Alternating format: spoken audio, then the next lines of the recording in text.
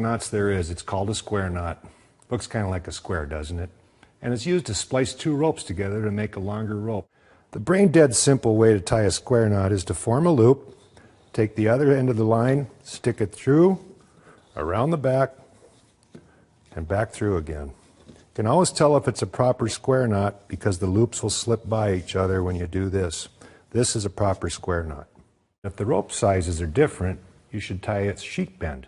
Form a loop in the bigger rope, then come out of the hole, around the back side, and instead of going back through here like you would a square knot, tuck it back under itself.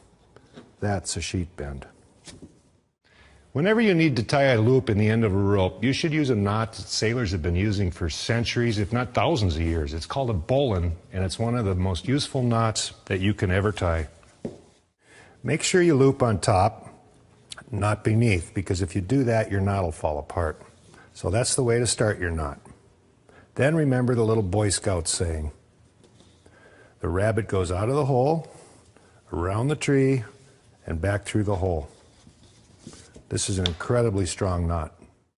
Whenever you need to put a loop in the middle of a rope, you should use a figure-8 knot like this. Looks a little bit like an 8, don't you think? Most people just wrap the loop around like this and tuck it through. That'll work, but you'll never ever get it untied again. So instead of just making one loop, go around twice.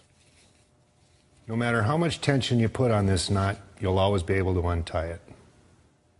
Way before they had ratchet straps like this, truckers used to tie down loads with, guess what? A trucker's hitch. This is a very useful knot to know because you can put a tremendous amount of pressure on with an ordinary rope. Start by tying a figure-8 loop some distance from the end.